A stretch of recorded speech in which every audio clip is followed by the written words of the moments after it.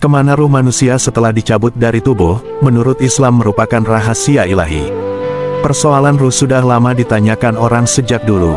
Mereka bertanya kemana perginya ruh setelah seseorang meninggal. Pertanyaan tersebut juga pernah diajukan orang Yahudi kepada Nabi Muhammad. Setelah itu, turunlah surat Al-Isra ayat 85.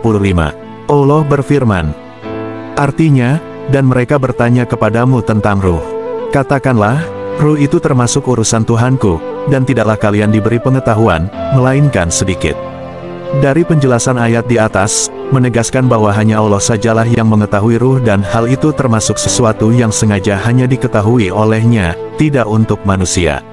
Manusia hanya diberikan sedikit pengetahuan mengenai ruh. Berkaitan hal tersebut, ada hadits Nabi mengenai perjalanan ruh manusia. Pada waktu itu tangan Rasulullah memegang setangkai kayu, kemudian Rasulullah ketuk-ketukkan ke tanah, lalu Rasulullah mengangkat kepala dan bersabda, mohonlah perlindungan kepada Allah dari azab kubur, sebanyak 2 atau 3 kali. Sesungguhnya seorang hamba yang beriman apabila habis masa hidupnya di dunia ini dan akan berpulang ke alam akhirat, turunlah kepadanya malaikat dari langit yang berwajah putih, seakan-akan wajah mereka adalah matahari. Mereka membawa kain kafan dari kafan surga dan wewangian dari wewangian surga, lalu mereka duduk di dekatnya sejauh mata memandang. Kemudian datanglah malaikat maut yang langsung duduk di dekat kepalanya, lalu ia berkata, hai jiwa yang baik, keluarlah kamu menuju kepada ampunan dan ridho dari Allah. Hal ini disebutkan dalam Al-Quran, surat Al-Fajr ayat 27-30. Allah berfirman, artinya, hai jiwa yang tenang, kembalilah kepada Tuhanmu dengan hati yang puas lagi diridhoinya. Maka masuklah ke dalam jamaah hamba-hambaku dan masuklah ke dalam surgaku. Maka keluarlah ruhnya dengan mudah seperti setetes air yang keluar dari mulut wadah minuman, lalu malaikat maut mengambilnya. Apabila malaikat maut telah mengambilnya, maka dia tidak membiarkannya berada di tangannya barang sekejap pun melainkan para malaikat itu mengambilnya dengan segera, lalu mereka masukkan ke dalam kain kafan dan wewangian yang mereka bawa dari surga. Maka keluarlah darinya bau minyak kasturi yang paling harum di muka bumi ini. Mereka membawanya naik ke langit. Maka tidak sekali-kali mereka melewati sejumlah malaikat, melainkan malaikat-malaikat itu bertanya, siapakah pemilik ruh yang wangi ini?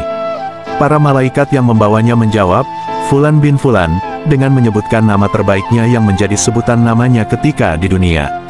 Hingga sampailah mereka ke langit pertama, lalu mereka mengetuk pintunya dan dibukakanlah pintu langit untuknya. Maka ikut mengiringinya semua malaikat yang menghuni langit pertama itu sampai ke langit berikutnya, hingga sampailah ia ke langit yang ketujuh. Maka Allah berfirman, catatlah bagi hambaku ini catatan orang-orang yang masuk surga Iliin. Setelah melewati perjalanan dari langit, ruh kemudian dikembalikan ke bumi dan dimasukkan kembali ke dalam jasadnya.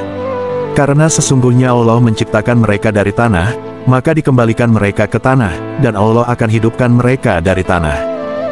Setelah ruhnya dikembalikan ke jasadnya, datanglah 2 malaikat kepadanya, lalu kedua malaikat itu mendudukkannya dan bertanya kepadanya, siapakah Tuhanmu? Ia menjawab, Tuhanku Allah. Keduanya bertanya, apakah agamamu? Ia menjawab, agamaku Islam. Keduanya bertanya, siapakah lelaki ini yang diutus kepada kalian? Ia menjawab, dia adalah utusan Allah. Keduanya bertanya, apakah ilmumu? Ia menjawab, saya telah membaca kitabullah, maka saya beriman kepadanya dan membenarkannya. Maka berserulah suara dari langit yang mengatakan, benarlah apa yang dikatakan hambaku. Maka hamparkanlah untuknya hamparan dari surga, berilah ia pakaian dari surga, dan bukakanlah untuknya sebuah pintu yang menuju surga. Maka kenikmatan dan wewangian surgawi datang kepadanya, dan diluaskanlah kuburnya sejauh mata memandang baginya. Lalu datanglah kepadanya seorang lelaki yang berwajah tampan, berpakaian indah, dan baunya sangat wangi. Lelaki itu berkata, bergembiralah kamu dengan keadaan yang menggembirakanmu ini. Hari ini adalah hari kamu yang pernah dijanjikan kepadamu.